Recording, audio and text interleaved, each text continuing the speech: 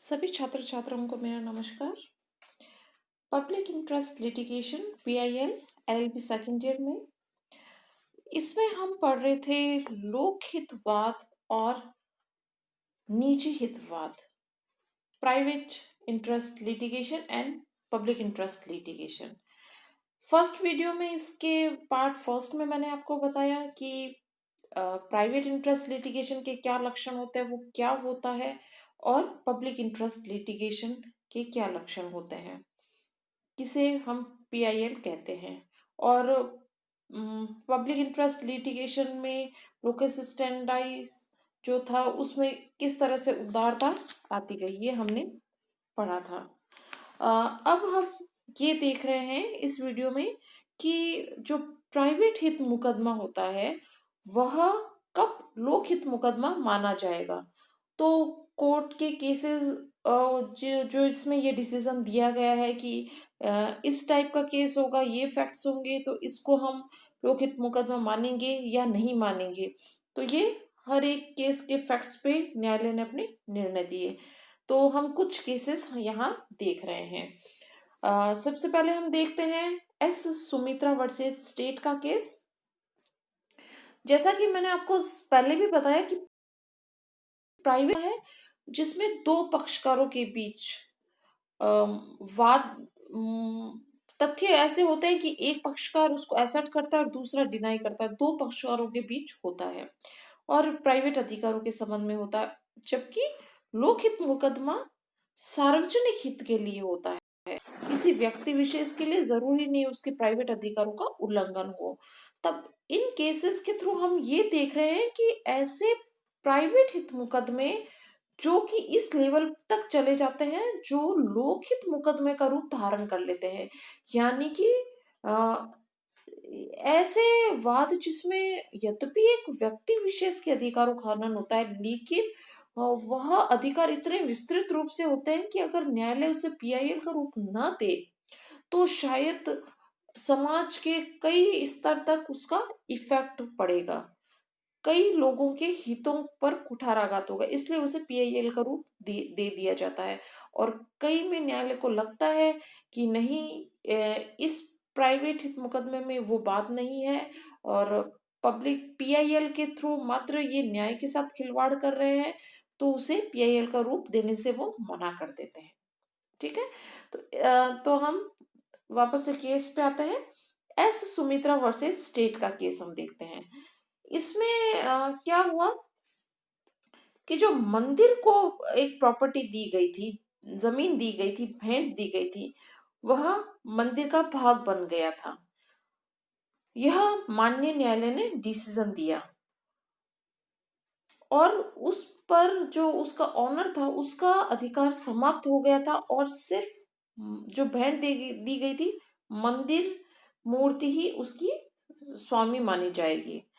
ये बात इसलिए किया गया था क्योंकि जो भेंट दी गई थी मंदिर को, वो तो वहां के डिप्टी कमिश्नर के आदेश से उस भूमि का दुरुपयोग किया जा रहा था। तो इस संबंध में मुकदमा दायर किया गया और यह बेसिकली एक पब्लिक मिसचीफ था, लोक रिष्ट थी। हालांकि ये प्राइवेट मुकदमा था लेकिन ये पब्लिक मिसचीफ था क्योंकि जन सामान्य से संबंधित मंदिर की मूर्ति का स्वामित्व संबंधित था। इसलिए माननीय न्यायालय ने कहा कि इस प्राइवेट मुकदमे को लोक मुकदमे का रूप माना जा सकता है क्योंकि इसमें पब्लिक मिसचीफ को प्रतिबंधित करने का रिलीफ मांगा गया था। एक और हम केस देखते हैं इस कर्नाटक राज्य का। इसमें कहा गया था कि अगर कहीं अत्यधिक मनमानापन किया जा रहा है, वो स्पष्ट रूप से दृष्टिगोचर हो रहा है, तो न्यायालय उस प्राइवेट वाद को लोकहितवाद मानने से मना नहीं कर सकता क्योंकि न्यायालय अपने दायित्व से विमुख नहीं हो सकती, क्योंकि लोकहित का विकास करना जनसाधारण के जनसाधारण को अधिक से अधिक न्याय मिले का अ, उस और न्यायालय की दृष्टि होना, यह न्यायालय का कर्तव्य है। इसलिए अत्यधिक अगर मनमानापन स्पष्ट रूप से प्रतीत हो रहा है तो माननीय न्यायालय उस लोक दृष्टि को प्राइवेट मुकदमे को लोकहित मुकदमा मानने के लिए सहमत हुई थी। एक केस हम देखते हैं कि किसी विद्यार्थी के घोषित परिणाम तो क्या उसे हम प्राइवेट इस प्राइवेट मुकदमे को पब्लिक मुकदमा मानेंगे या नहीं। तो इस केस में क्या हुआ, हाई कोर्ट ने एक स्टूडेंट के रिजल्ट को घोषित करने से मना कर दिया, क्योंकि जो आवश्यक प्रशिक्षण के संबंध में जो उसकी योग्यताएं होनी थी, 3 साल का प्रशिक्षण और 1 साल का हाउस जॉब, वो पूरा नहीं कर पाया था। बाद में सुप्रीम कोर्ट में जब ये मामला गया तो सुप्रीम कोर्ट ने हाई कोर्ट का ये ऑब्जर्वेशन जो किया गया था कि इस प्राइवेट मुकदमे को लोक मुकदमा करार दिया गया था, जो हाई कोर्ट द्वारा दिया गया था। सुप्रीम कोर्ट ने हाई कोर्ट के निर्णय को उलट दिया। उसने कहा इस वाद में ऐसा कोई पब्लिक इशू नहीं था और कोई विधि का तत्व अंतर्गत नहीं था, इसलिए सुप्रीम कोर्ट ने इसे पब्लिक मुकदमा मानने से इनकार कर दिया था। अब एक केस हम देखते हैं, ये इस हेडिंग के तहत है कि परित्यक्ता पत्नी के गुजारा भत्ता की समस्या।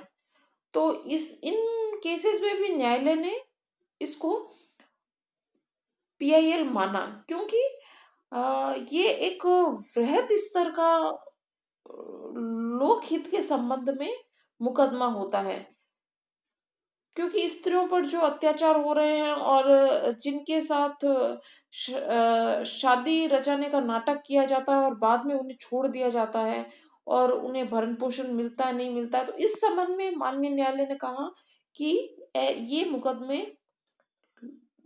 प्राइवेट मुकदमे से इनको लोकहित मुकदमा माना जाएगा। तो इस संबंध में हम बोधिसत्व गौतम वर्सेस शुभा चक्रवर्ती का केस देखते हैं। इस केस में जो बोधिसत्व गौतम था, उनकी एक स्टूडेंट थी शुभा चक्रवर्ती। तो अवैध यौन संबंध स्थापित करने के बाद जब वो गर्भवती हुई और उसे कई मानसिक और आर्थिक पीड़ाएं भुगतनी पड़ी, तो माननीय न्यायालय ने कहा कि यह अत्यंत गंभीर मामला है और न्यायालय ने बोधिसत्व गौतम को यह आदेश भी दिया कि शुभा चक्रवर्ती को प्रतिकर भी दे, और इस तरह से न्यायालय ने इसे पीआईएल के रूप में मानने के लिए हामी भरी। अब हम देखते हैं कि सरकारी क्वार्टर के आवंटन के संबंध में जो मामला हुआ था केजी वर्मा केंद्र शासित राज्य चंडीगढ़ का, उसमें न्यायालय ने इसे क्या प्राइवेट हित मुकदमे को लोकहित मुकदमा माना। तो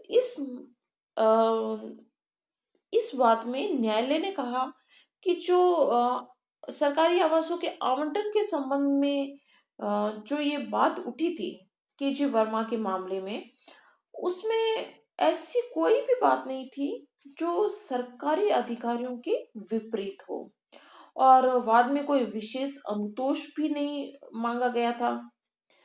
तो न्यायालय ने कहा कि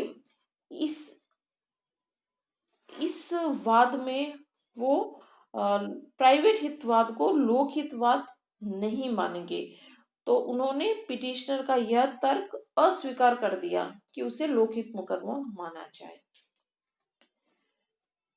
अब हम देखते हैं दाखिले को निरस्त किए जाने वाला मामला, Abida versus MDS university Ajmer. ये भी एक इम्पोर्टेंट केस है। इस केस में क्या हुआ, एक स्टूडेंट थी, उसके बीए में तो 45 से कम परसेंटेज थे, लेकिन एमए में 45 से अधिक परसेंटेज थे, और जो वो बीएड में प्रवेश चाहती थी, तो बीएड के जो विज्ञापन पहले जारी किया गया था, उस विज्ञापन में यह कहा गया था कि बीएड में प्रवेश के लिए मापदंड एमए में 40 और सॉरी बीए में 40 एंड एमए में 45% होने आवश्यक है। तो उसने आवेदन किया, उसके बीए में उसने एमए के बेस पे उसका एडमिशन हो गया था, लेकिन बाद में एडमिशन होने के बाद उसने फीस भी जमा करवा दी थी, लेकिन बाद में यूनिवर्सिटी ने उसके बीएड का आवेदन को निरस्त कर दिया था। और बाद में अखबारों में यह विज्ञप्ति जारी कर दी कि बीए में भी 45% होने आवश्यक है, जबकि जो स्टूडेंट थी जिसके संबंध में मामला चल रहा था उसके बीए में 45% नहीं थे और उसे एमए के बेस पे एडमिशन मिला था। तो यह मामला काफी उठा और फिर न्यायालय द्वारा हस्तक्षेप किया गया और न्यायालय ने कहा कि जब बीएड में पहले मापदंड 40 एंड 45 थे तो उसे बढ़ाकर 45 एंड 50 कर दिया गया, जो मनमानापन था यूनिवर्सिटी का। और इस मनमानेपन के शिकार छात्र हो रहे थे और वह अत्यधिक बड़ी संख्या में छात्र प्रभावित हो रहे थे, इसलिए न्यायालय ने इसे पीआईएल के रूप में माना और रिट पिटीशन को स्वीकार करते हुए एमडीएस यूनिवर्सिटी अजमेर को ये आदेश दिए कि प्रार्थी के प्रवेश को बरकरार रखा जाए। अब हम एक केस देखते हैं ग्रेड शीट में हेराफेरी करने का। शिवाजी राव का केस है इसमें। इस केस में क्या हुआ, एक मुख्यमंत्री द्वारा अपनी बेटी को एमबीबीएस में एडमिशन करवाने के लिए उसकी ग्रेड शीट में हेराफेरी की गई। अब ये हालांकि एक प्राइवेट व्यक्ति द्वारा केस किया गया और प्राइवेट हितों को सुधारने के लिए किया गया था, लेकिन न्यायालय ने कहा कि यह एक तरह से लोकहित का मामला है, क्योंकि ये यूनिवर्सिटी के परीक्षकों के व्यवहार की जांच करता है। तो इस स्थिति में लोक संस्था के बारे में जांच करना आवश्यक हो जाता है और प्राइवेट मुकदमा लोक हित मुकदमे का रूप धारण कर लेता है। इसमें न्यायालय ने प्राइवेट हितवाद को लोक हितवाद के रूप में स्वीकार किया।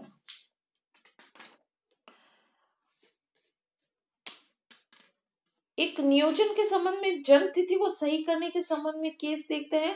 तो इसमें भी न्यायालय ने कहा कि बहुत अधिक विलंब से अगर किया जाए जन्म तिथि को, डेट ऑफ बर्थ को चेंज करने का आवेदन, तो उसे न्यायालय स्वीकार नहीं करेगा, लेकिन अगर वो उचित समय में प्रस्तुत किया जाता है और न्यायालय को वह व्यक्ति पूर्णतः संतुष्ट करता है कि उस व्यक्ति के साथ अन्याय हुआ है, तभी उसे स्वीकार किया जा सकता है।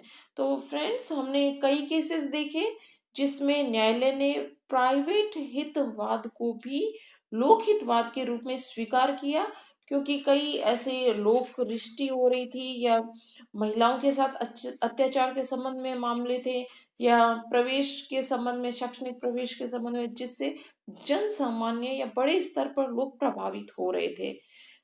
तो इस तरह से हमने आज ये वीडियो में प्राइवेट हित मुकदमे को लोकहित मुकदमे में कन्वर्ट होते देखा। अब हम नेक्स्ट वीडियो में प्राइवेट हितवाद और लोकहितवाद में क्या डिफरेंसेस है इसको हम पढ़ेंगे, और वो क्वेश्चन बहुत इंपॉर्टेंट है, ध्यान से पढ़िएगा। Thank you so much.